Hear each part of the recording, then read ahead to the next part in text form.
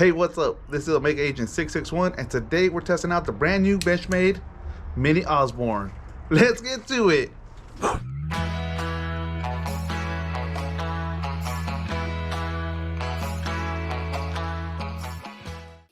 The Benchmade Mini Osborne is a small folding knife made right here in the USA. And when I say small, I mean very small. Its overall length is only around 6.7 inches, but that isn't what makes this knife feel so tiny. Neither does a short 2.9-inch reverse tonto blade. I mean, I've owned smaller folding knives such as the Cali Legal Automatic Hogue Micro Switch, but this knife truly feels tiny. What makes this knife feel so diminutive is its extremely lightweight and thinness. I swear, I've held pens with more heft. It's almost like holding a hypodermic needle. Watch where you're going, needle dick. It only weighs around 2 ounces and honestly feels it. The scales are black, lightly textured G10, and despite the smooth feel, are actually quite grippy and, you know what, to be honest, elegant. So now you think you're up bad or what? It also comes with a fancy little black drawstring bag carried in if you don't want to use a pocket clip. Fancy really is a key word when I think of the Benchmade Mini Osborne. It takes a classic Osborne design and shrinks it down while also adding fancy details to class it up. The devil is in the details, and this knife has them. First off, the sexy and functional reverse tonto tip blade is made from CPM S30V steel and coated in a black finish that looks terrific. The Benchmade logo is laser etched on one side of the blade, while the other side has the Osborne logo and the blade still etched in. A black thumb stud adorns both sides of this very narrow blade. This is quite easily the thinnest folding knife I have ever owned. I mean, look at the swedge on this knife. It is so thin. Imagine the tolerances for this. It's legit amazing. Moving on to the scales. The fancy black tuxedo motif is continued with black G10 scales with a subtle pin drop texture that feels smooth to the touch and is all screwed together with black matching hardware. Very sexy. Contrasting the black scales and hardware is a satin silver axis lock.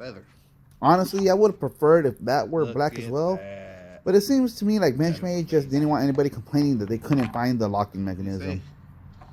The style details don't stop there though. The scales are lined with a beautiful blue liner and joined together with matching blue barrel pins. This feature is absolutely gorgeous and I can't stop oohing and awing over it. The blue liner transitions to black with some jimping near the pivot for extra grip. The jimping matches the mini theme of this knife as it is very slight but feels comfortable to the touch. The handle is slim and has a nice finger guard, but it's just a bit too short for my hands. The Mini Osborne has a mini deep pocket clip that is finished in black as well and has a fancy split design. The pocket clip feels comfortable in the hand and doesn't chew up my pockets. Opening and closing this knife is done with ease due to the patented axis lock.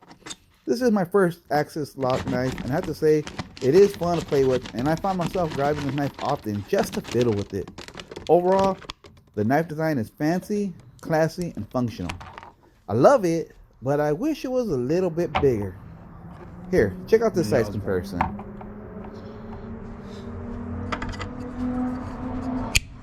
Martech Silcon Elite.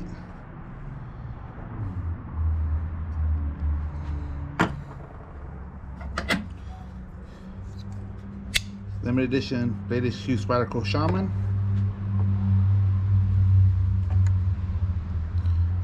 Something a little closer to a size, limited edition Kershaw M4 Blur. Even the Blur, one of my smaller knives, is way bigger. And small knife, Kershaw Shuffle.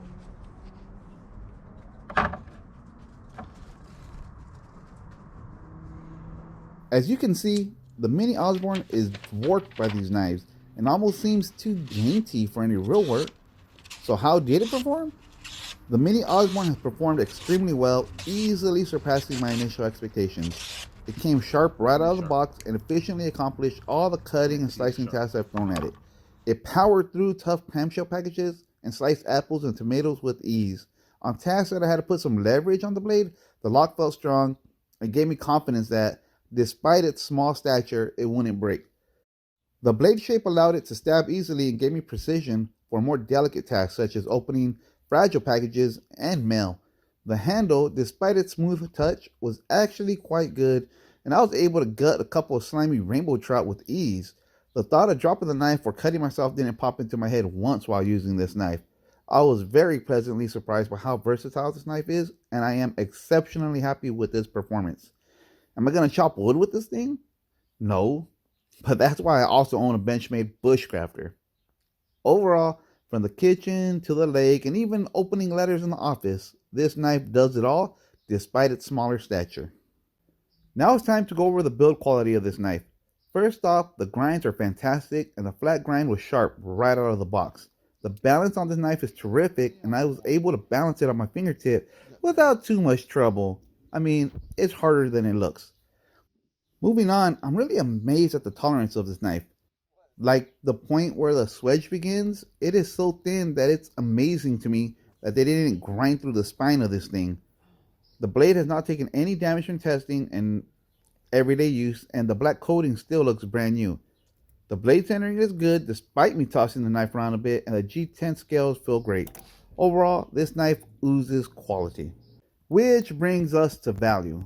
All in with tax, I spent around $190 on this knife. Let me keep it real, guys. When I first opened the box and saw how tiny this knife was, I was taken aback big time. I mean, I really should pay more attention to the specs before I order something online because I was really surprised. $190 is not cheap, and I'm not rich. You know this. I always tell you guys. So when I opened up this box and saw this little tiny knife, I was disappointed to say the least. Throwing the fact that although it's a really good steel, S30V is not considered a premium or super steel anymore. It hasn't for a while, honestly. And to add insult to injury, you can buy a Hogue with 20 CV for less money. I mean, that is super steel. When you start looking at things that way, the value proposition on this knife is not looking good. Put those thoughts aside though and look at the entire package. Benchmade makes quality products right here in the United States of America that they stand behind with a lifetime warranty and with the highly rated Life Sharp program. On top of that, G10 scales and S30V are still excellent materials, and the attention to detail with the unique blue liners and barrel pins are something you just don't see in knives, really. I mean, it's a ocean of black and gray knives, so it's on the small side. And you can get knives with premium steel that will perform as well or better for cheaper. I'll give you that. But will those knives have the combination of style, allure, and build quality that the Benchmade Mini Osborne encompasses? Ultimately, that's up for you to decide. So now we move on to my knife review rating score. Wow, say that 5 times fast. For all you new crash coursers, this rating system is something I came up with to help me quantify and rate my knife collection. And has a lot of different categories such as blade steel, design, performance, etc. The system is biased towards premium details and materials, so premium knives usually score better than budget knives. So, let's see how this knife did. The first category rates blade steel. This knife uses tried and true S30V, which combines great corrosion resistance with good durability and edge retention. Not to mention, it's not too hard to keep sharp when it does eventually duel. In real world use, this knife has cut everything I've thrown at it and is still razor sharp. Haven't had to sharpen it once. I gave it 6 out of 10. Next up is handle/scales. The G10 scales on this knife feel like $1,000,000, and despite its smooth texture, this knife hasn't given me any issues, even when wet and slimy. I like the feel of it, and the design makes me Zohan stiff, but it's a tad small and narrow for my hands. I gave it 8 out of 10. The next category is value. If this knife was just a bit bigger, I would have rated it much higher in this category. The build quality, design, and warranty are all great, and the materials in this knife are top notch, if not ultra premium. But I can't deny the feeling of being underwhelmed when I first opened it. In the end, its performance saved it from scoring terribly low. I gave this knife a 4 out of 10. Moving on, our next category grants up to 5 extra points for build quality, coating/paint, and hardware.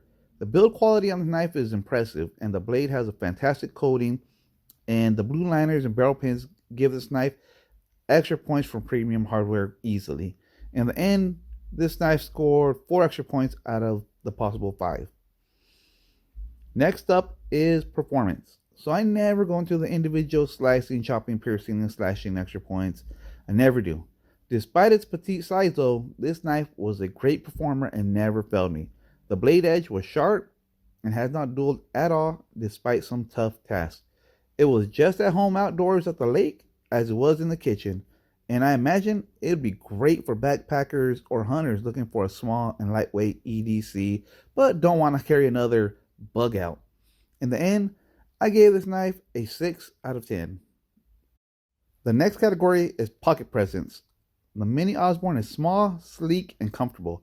It's so lightweight that I forgot I was carrying it, and the mini deep pocket clip can be configured for left or right hand carry. Some might penalize it for not having another carry option, but I like using knives how they come out of the box, so it doesn't really matter too much to me. I gave it a 5 out of 5. Finally, we come up to our last category, extra points. This category grants up to 5 points based on subjective style, special features, and design. The Benchmade Mini Osborne is a dashing spy in a dark suit that doesn't mind getting dirty and likes to play rough.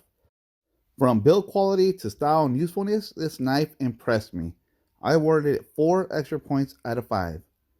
In the end, this knife scored a grand total of 46 out of 75. Not a bad score, but for the price, I was hoping it would score higher. That score puts it slightly above my Kershaw Cryo, which is a great little knife that costs a lot less. But the score also puts it under my Microtech Exoset, which is a beautiful and really expensive knife that has limited functionality. To sum things up, I think Benchmade did an excellent job on the Benchmade Mini Osborne. Despite its small size, the design works well and is sexy as all get out.